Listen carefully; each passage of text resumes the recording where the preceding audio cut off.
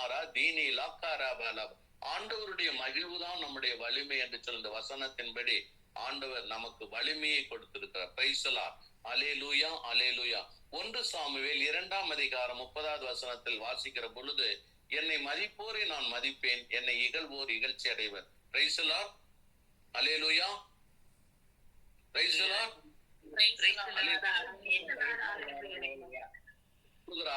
என்னை மதிப்போரை நான் மதிப்பேன், என்னை இகழ்வோர் இகழ்ச்சி. அப்ப ஆண்டவரை நாம் மதிக்கின்றோம், நெஞ்சார போற்றுகிறோம். எனவே ஆண்டவர் ஆசீர்வதிக்க வல்லவராக இருக்கிறார். 1 சாமுவேல் 10ஆம் அதிகாரம் 6 மற்றும் 10ஆம் அதிகாரம் 9 வாசிப்போம். 1 சாமுவேல் 10, 6, 10, 9.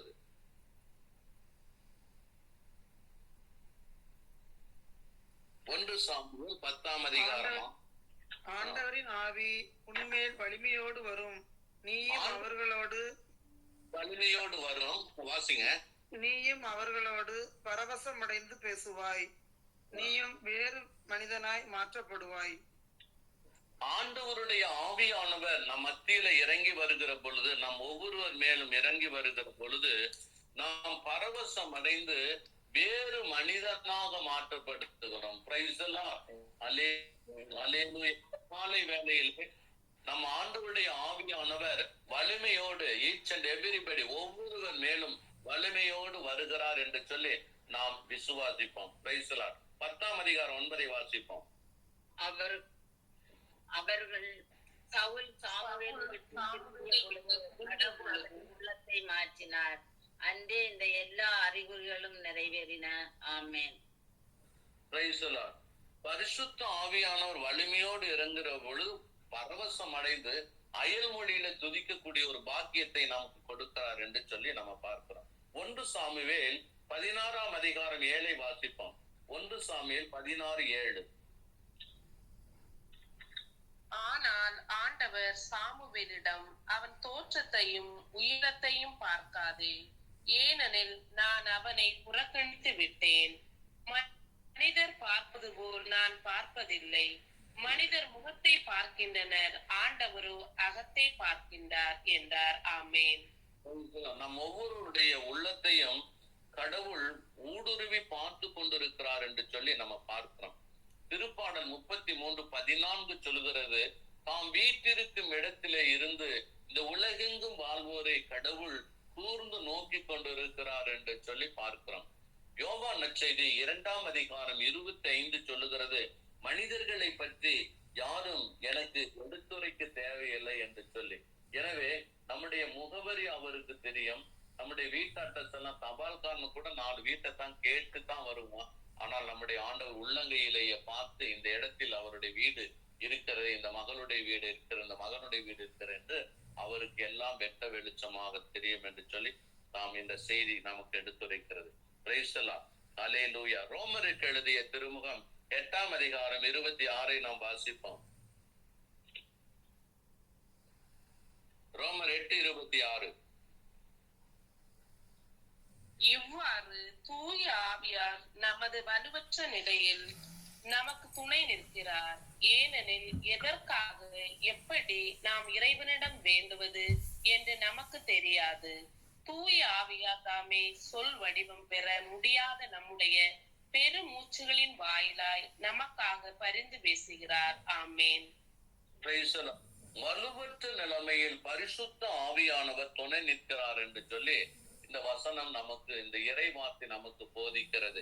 எனவே யாரெல்லாம் உடல்நலம் இல்லாமல் இருக்கிறார்களோ, யாரெல்லாம் பினான்சியல மிகவும் சிக்குண்டு தவிக்கிறார்களோ, கடனிலே மூழ்கி தவிக்கிறார்களோ, அவருக்கெல்லாம் பரிசுத்த ஆவியானவர் சொல்லுதா, மகளே, உலகம் முடியும் வரை என்னாலும் உங்களோடு கூட இருக்கிறேன் என்று சொல்லும். மத்தேயு நற்செய்தி 28ஆம் அதிகாரம் 20 வாக்கின்படி, நான் எங்கு சென்றாலும் நான் உன்னோடு கூட இருந்து நான் உன்னை ஆசீர்வதிப்பேன் என்று இந்த காலை வேளையிலே தேவனாகிய கர்த்தர் நம்மை நோக்கி பேசிக் கொண்டிருக்கிறார். Praise the Lord. Hallelujah, hallelujah. எனவே மத்தேயு நற்செய்தி 6ஆம் அதிகாரம் 33 வாசிப்போம்.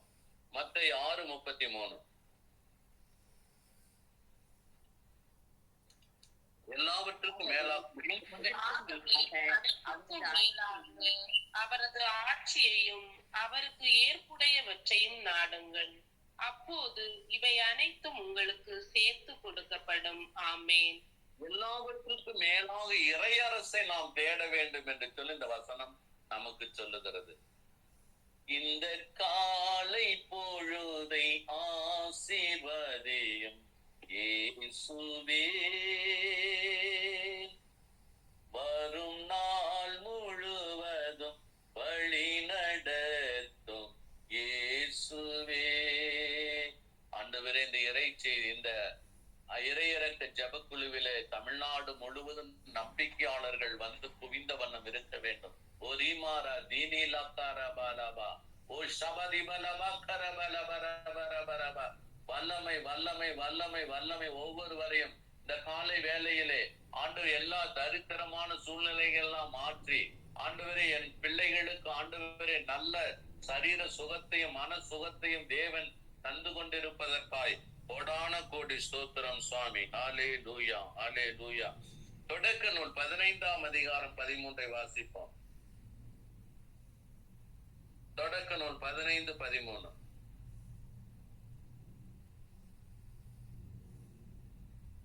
ஆண்டவர் ஆபிரகாமிடம், நீ உறுதியாக தெரிந்து கொள்ள வேண்டியது, உன் வழிமரபினர் வேறொரு நாட்டிற்கு பிழைக்கச் செல்வர். அங்கே அவர்கள் 400 ஆண்டுகள் அடிமைகளாக கொடுமைப்படுத்தப்படுவர். ஆண்டவருக்கு முக்காலங்களையும் அறிந்த தேவன் என்று சொல்லி இந்த இறைவார்த்தை நமக்கு போதித்துக் கொண்டிருக்கிறது. பாருங்க, 430 ஆண்டுகள் அவர்கள் அடிமைகளாக இருக்கிறார்கள் என்று சொல்லி விடுதலை பயணம் 12ஆம் அதிகாரம் 40 வாசிங்க பார்க்கலாம். விடுதலை பயணம் 12ஆம் அதிகாரம் 40.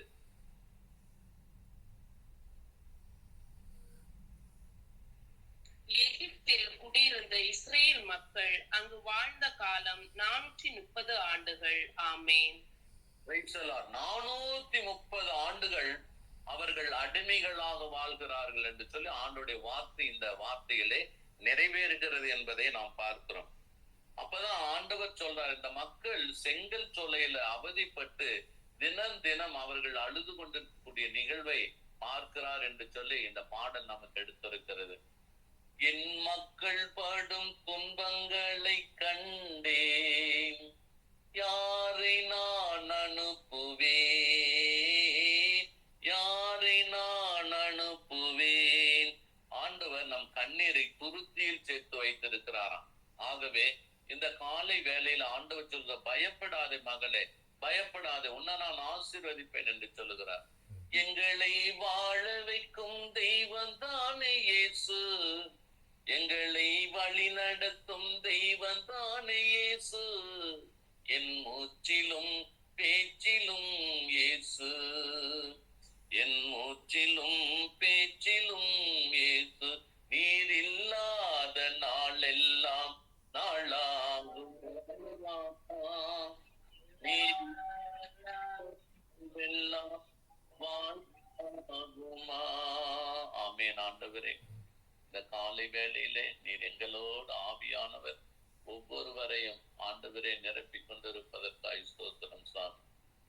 ஐயா, அசைவாடும் அசைவாடும் ஆவியான தேவா.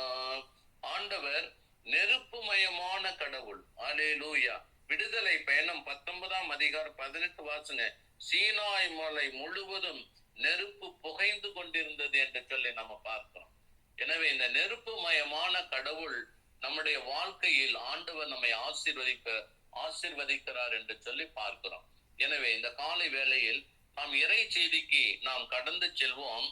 அல்லேலூயா. ஹோரி மாரா தீனி லக்கரபலபா. ஆண்டவரே ஸ்தோத்திரம். லூக்கா நற்செய்தி 13ஆம் அதிகாரம் 10 16 முடிய வாசிங்க பார்க்கலாம். லூக்கா 13ஆம் அதிகாரம் 10 16 முடிய. ஓய்வு நாளில் இயேசு தொழுகைக்கூடம் ஒன்றில் கற்பித்துக் கொண்டிருந்தார். 18 ஆண்டுகளாக தீய ஆவி பிடித்து உடல் நலம் குன்றிய பெண் ஒருவர் அங்கு இருந்தார். அவர் சிறிதும் நிமிர முடியாதவாறு கூன் விழுந்த நிலையில் இருந்தார். இயேசு அவரை கண்டு அருகே கூப்பிட்டு, அம்மா, உமது நோயிலிருந்து நீர் விடுவிக்கப்பட்டுள்ளீர் என்று கூறி தம் கைகளை அவர் மீது வைத்தார். உடனே அவர் நிமிர்ந்து கடவுளை போற்றி புகழ்ந்தார். வாசிங்க. இயேசு ஓய்வு நாளில் குணமாக்கியதை கண்ட தொழுகை கூட தலைவர் கோபம் கொண்டு மக்கள் கூட்டத்தினரை பார்த்து, வேலை செய்ய 6 நாட்கள் உண்டு, அந்நாட்களில் வந்து குணம் பெற்றுக் கொள்ளுங்கள், ஓய்வு நாளில் வேண்டாம் என்றார். ஆண்டவரோ அவரை பார்த்து, வெளிவேடக்காரரே, நீங்கள் ஒவ்வொருவரும் ஓய்வு நாளில் தம் மாட்டையோ கழுதையையோ தொழுவத்திலிருந்து அவிழ்த்து கொண்டு போய் தண்ணீர் காட்டுவதில்லையா? பாருங்கள், ஆபிரகாமின் மகளாகிய இவரை 18 ஆண்டுகளாக சாத்தான் கட்டி வைத்திருந்தான். இந்த கட்டிலிருந்து இவரை ஓய்வு நாளில் விடுவிப்பது முறையில்லையா என்று கேட்டார்.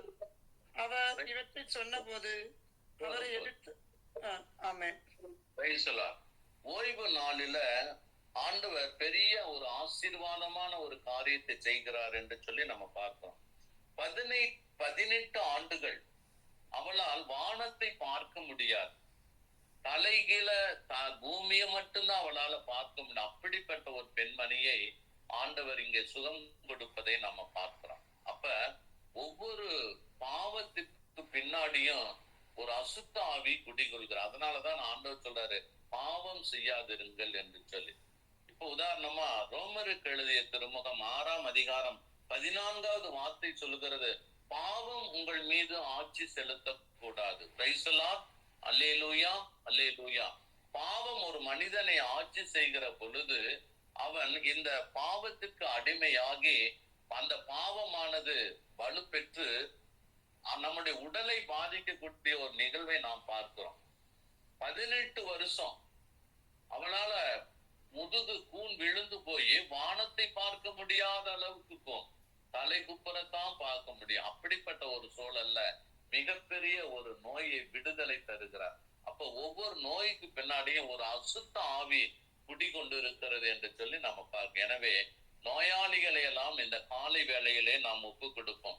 ஆண்டவரே, நாமே உன்னை குணமாக்கும் ஆண்டவர் என்று சொல்லி விடுதலை பயணம் 15ஆம் அதிகாரம் 26 சொல்லுகிறது. ஆண்டவரே, விடுதலை பயணம் 23ஆம் அதிகாரம் 25 சொல்லுகிறது, என்னை வழிபாடு செய்கிற பொழுது உங்கள் நடுவே வந்து உங்கள் நோய்களை நான் சுகப்படுத்துவேன் என்று சொல்லி இருக்கிறேன். எனவே ஆண்டவர் இந்த காலை வேளையிலே ஒவ்வொருவரையும் இந்த காலை வேளையில் தொடும்படியாக ஜெபிக்கிறேன்.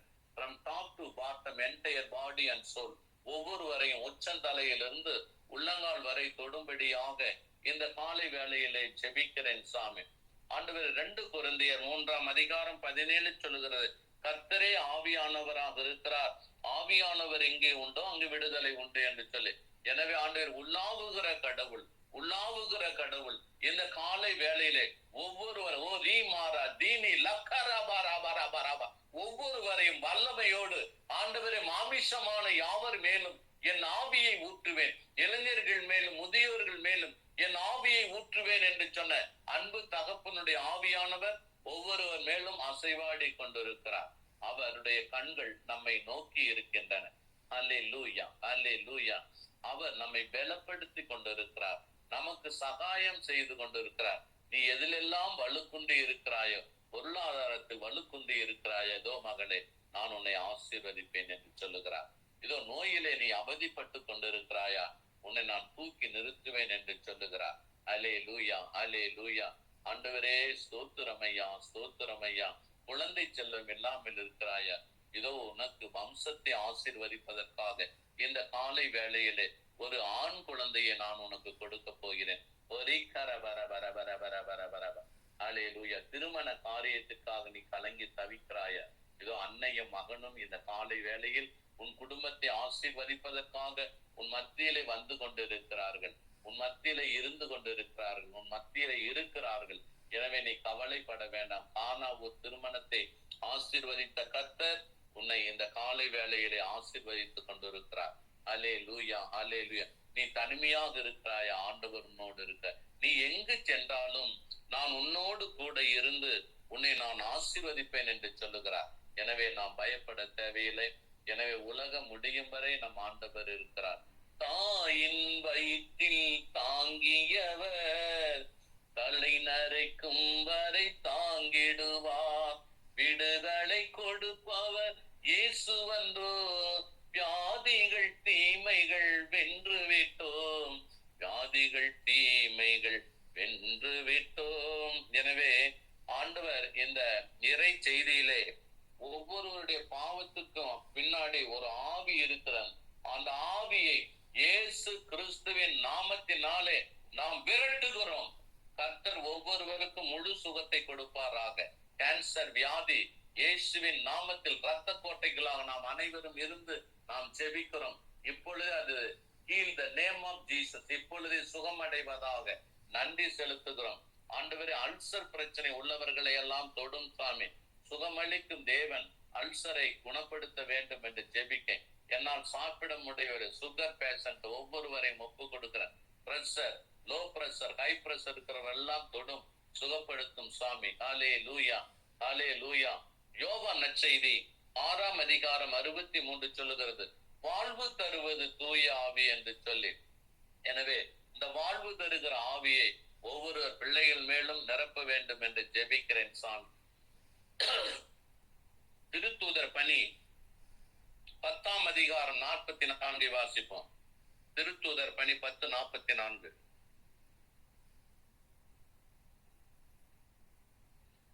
திருத்தூதர் பணி 10:44 வாசிப்போம். பேதுரு தொடர்ந்து பேசிக் கொண்டிருக்கும் போது அவருடைய சொற்களை கேட்ட அனைவர் மீதும் தூய ஆவி இறங்கி வந்தது. ஆமென். இந்த காலை வேளையில் இறைவனுடைய வார்த்தை இறங்கி கொண்டு நம்மளோடு பேசிக் கொண்டிருக்கிறார். வார்த்தையான கடவுள் அவர்தான் இம்மானுவேல். இம்மானுவேல் நம்மோடு பேசிக் கொண்டிருக்கிறார். எனவே ஆண்டவரே, நம்முடைய காதுகள் திறக்கப்படட்டும் சாமி. யாரெல்லாம் செவிட்டுத்தன்மை இருக்கிறார்களோ அவர்கள் காது திறக்கப்படுவதாக. ஆண்டவரே, பார்வை கோளாறுகள், மோசே 120 வயது வரை அவருடைய கண் மங்காமல் இருந்தது என்று சொல்லி, ஆண்டவரை கேட்ராக் இருக்கக்கூடிய ஒவ்வொருவரையும் தொடும் சாமி, தொடும் ஆண்டவரை, கத்திப்படாதபடி ஆண்டவரை ஒவ்வொருவருக்கும் இலவசமாக இந்த முகாமிலே ஆண்டவர் இறையிறக்க ஜெபக்குழுவிலே வருகிற ஒவ்வொருவருக்கும் சுகத்தை கொடுக்க வேண்டும் என்று ஜெபிக்கிறேன் சாமி. இந்த ஏழைகளின் ஜெபங்களை கேட்பதற்காய் உமக்கு கோடான கோடி ஸ்தோத்திரம். வாழ்வு தருகிற ஆவியினாலே பிள்ளைகளை ஒவ்வொருவரையும் தேற்றுவதற்காய் ஸ்தோத்திரம் சாமி. அல்லேலூயா, அல்லேலூயா. போன முறையில நான் சாட்சி சொல்லணும்னு சொன்னேன். 2-3 நாட்களுக்கு முன்னாக